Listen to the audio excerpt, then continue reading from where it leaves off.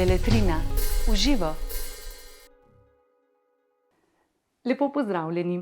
Tokrat vas v Beletrini v živo vabimo na čaj. In to ne kar kakršenkoli, ampak tisti, ki ga pripravijo pravi čajni mojstri. O knjigi o čaju Kakure Kakuze se bom pogovarjala z Žigo Novakom iz društva Čado Vrasenke Tankokaj Slovenija. Žiga, lepo pozdravljeni. Vi ste kar eno leto svojega življenja posvetili čaju, živeli ste na Japonskem, v Kyotu in preučevali čajno umetnost. Kaj vas je pri tej umetnosti tako premamilo? Hvala lepa za povabilo na pogovor. Pravzaprav prva stvar, ki se me poslala na to pot, je bila ravno ta knjiga o čaju, o Kakure Kakuzo, ki sem jo dobil za darilo. No in potem, kakšni 2 leti zatem, ko sem jo prvič prebral, sem odkril, da pravzaprav tudi v Sloveniji se je moč učiti pot čaja. Ta študijska skupina Čado že od leta 2006 se učijo in se izvaja v Slovenskem etnografskem muzeju, in to je začela gospa dr. Pavla Braga Šimenc. Nato je 10 let kasneje, torej leta 2016, Slovenijo obiskal 15. čajni velemojster šole čaja Vrasenke, dr. Sen Genšicu, ali kot ga v svetu čaja poznamo pod imenom Honsai Dai Sosho Sama. In je ob prav posebnem dogodku, ki je obeležil pravzaprav 25 let samostojnosti Republike Slovenije in slovensko-japonskega prijateljstva, inauguriral v bistvu čajno društvo v Sloveniji. Torej, dogodek je potekal pod pokroviteljstvom predsednika Republike Slovenije, gospoda Boruta Pahorja. In kasneje, v jeseni istega leta, je bilo tudi formalno ustanovljeno društvo Čado Vrasenke Tankokaj Slovenija, ki še naprej izvaja svoje aktivnosti v prostorih Slovenskega etnografskega muzeja. Tam imamo redna srečanja, vaje in pa občasno seveda izvajamo tudi demonstracije. Omenili ste pot čaja oziroma čado. Kaj je pravzaprav pot čaja? Čado ali pot čaja lahko širše poimenujemo tudi s pojmom čano-ju, kar bi se lahko prevedlo kot vroča voda za čaj. Zdaj, nekomu, ki se prvič sooči s tem pojmom, se mu zdi lahko morda mističen, vendar gre v osnovi v bistvu za nekaj povsem enostavnega. Torej, gre za srečanje ljudi, ki se dobijo zato, da bi skupaj ob obedu in pitju čaja se umaknili od vrveža vsakdana in preživeli nekaj lepih trenutkov. 2 resnici, bom rekla, v knjigi sta me fascinirali. Prva je ta, da jo je Kakura napisal v angleškem jeziku in to v Ameriki. In druga je ta, da sam sploh pravzaprav ni prakticiral čaja, bil pa je zelo dober poznavalec čajne umetnosti, filozofije Japonske, njihovega načina življenja. Da, seveda, avtor je knjigo napisal že leta 1906 in to originalno v angleškem jeziku. Sam je bil zelo izobražen, dobro je poznal tudi zahodni svet in v bistvu je bil njegov namen predstaviti to kulturo, japonsko kulturo, pot čaja zahodnemu svetu. Torej, govori o umetnosti, o filozofiji in jo primerja z zahodnim svetom, z dosežki zahodnega sveta. In v bistvu želi postaviti pot čaja kot vrlino, kot pridobitev, ki jo lahko štejemo za človeško vrednoto oziroma dosežek civilizacije. V knjigi se mi zdi, da je do našega sveta kar zelo kritičen, kar, kot pravite vi, za Japonce ni tako značilno. Pa vendar napiše, da se zahod in vzhod srečata v skodelici čaja. Tukaj naj bi bili na nek način enotni. Avtor je seveda precej rezkega izražanja, zelo visoko umetelnega, vendar dejansko želi povedati ravno to, da se v temu lahko nekako najdemo, se lahko približamo skozi skodelico čaja. koliko je čajna umetnost, kot jo preberemo v knjigi, nasploh vplivala na življenjske navade ljudi, ne samo vzhoda, tudi zahoda. Vsekakor je lahko vplivala, namreč pot čaja je multidisciplinarna veščina, v njej so zaobsežene različne japonske tradicionalne veščine, umetnosti, torej od arhitekture, vrtnarjenja, kulinarike, poznavanja tkanin, tekstilov, seveda poznavanje čaja, poznavanje, kako se pač nosi kimono, kadil in cvetja ter tako naprej, tudi kaligrafije. Meni je navdušilo poglavje o arhitekturi. Opišite nam jo malo, da tudi naši gledalci nekaj več vedo o tej doživljanju te arhitekture, ki se zgodi, bom rekla, znotraj tega čajnega srečanja.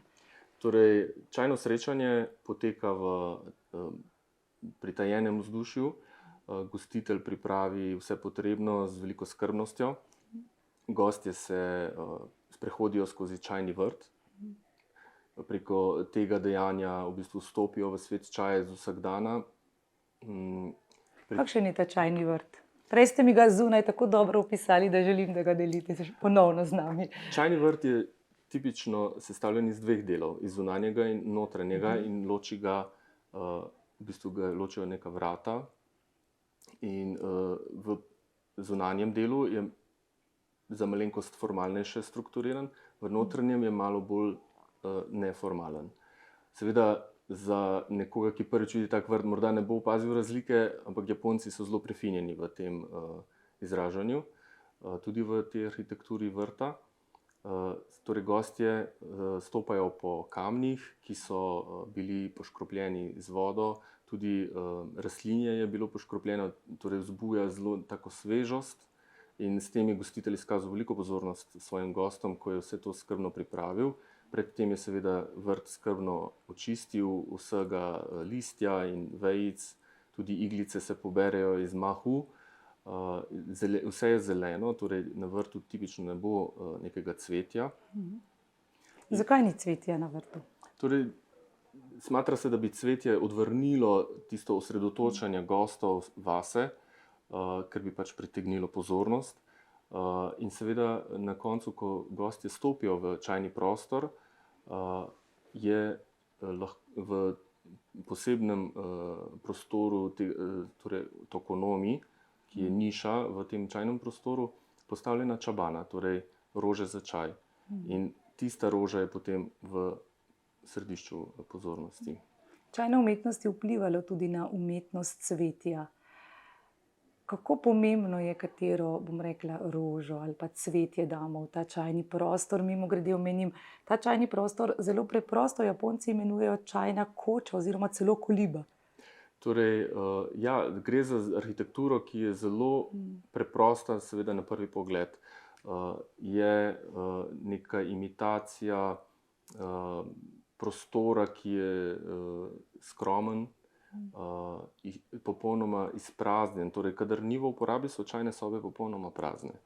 In to omogoča gostitelju, da vanje postavi izbrane predmete, ki potem oživijo prostor, ga v bistvu šele napolnijo z namenom čajnega srečanja.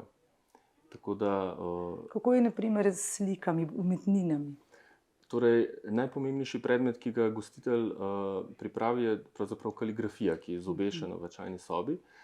Ta kaligrafija nakazuje nekako temo čajnega srečanja, s tem gostitelj svojim gostom na neverbalen način sporoča njegov namen.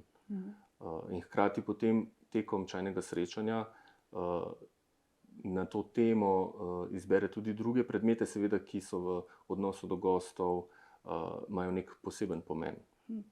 Če se še malce vrneva natančno v knjigi, zdelo se mi je, da, ko sem jo pač prijela v roke, da daje vtis, da bo govorila o drugih vsebinah, kot jih potem preberemo. Veliko več je filozofskega vidika glede japonske kulture, glede japonskega bivanja. Se strinjate z mano? Lahko se s tem strinjam, namreč tudi sam, ko sem prvič vzel knjigo v roke, sem imel, bom rekel, drugačna pričakovanja, kot potem, ko sem knjigo dejansko prebral. Tukaj Okakura seveda ima zelo bogato ozadje svojega življenja, njegove izkušnje, izobraževanje in tako dalje. Se pravi, prva stvar je, da je on dejansko zelo dobro obvladal angleški jezik, da je študiral kitajske klasike in to v budističnem templju, kar je posledica potem, da on tudi dojema pot čaja kot neko duhovno disciplino. Ter tretji, da je zelo velik ljubitelj kulture in umetnosti.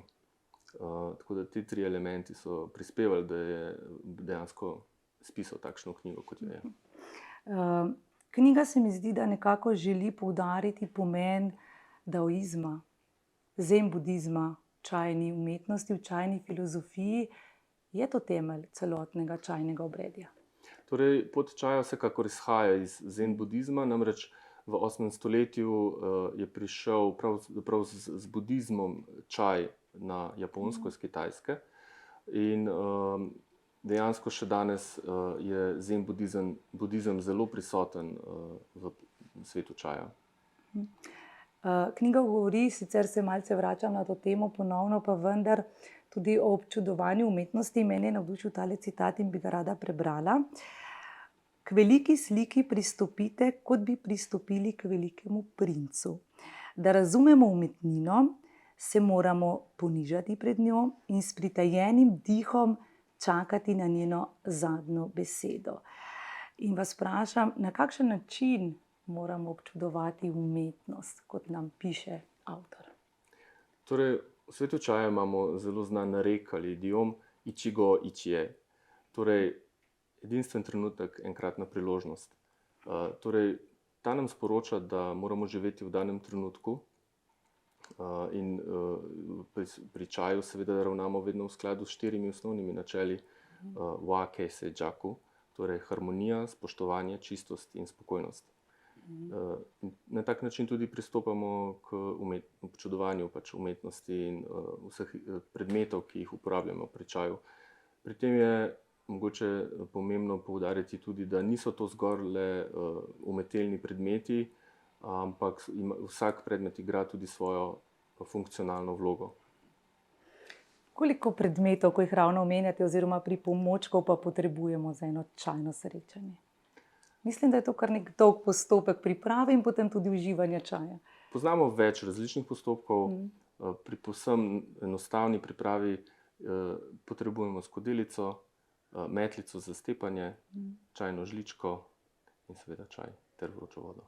Ko omenjate čaj, vi pripravljate čaj v prahu. Kot piše v knjigi, naj bi bil to čaj vseh čajev, ampak čaj je imel v bistvu tudi 3 stopnje razvoja. Mogoče nam jih malce opišete in poveste, zakaj je ravno ta čaj v prahu, ki ga tudi vi prakticirate, uporabljate, čaj vseh čajev. Torej, Okakura seveda zagovarja mačo, torej čaj v prahu, ki se seveda uporablja pri čajni ceremoniji, torej poti čaja. Zgodovinsko pa omeni tudi, da poznamo v bistvu 3 nekako razvojne stopnje čaja, pitja čaja. Seveda izvirajo iz Kitajske. Prva je bila, da je bil čaj stisnjen v take opeke in so ga prekuhavali, dodajali so mu sol in tudi začimbe in tako dalje. Potem nekako druga razvojna stopnja bi bil čaj v prahu, ki se na Kitajskem danes ni ohranil, so ga pa ohranili na Japonskem.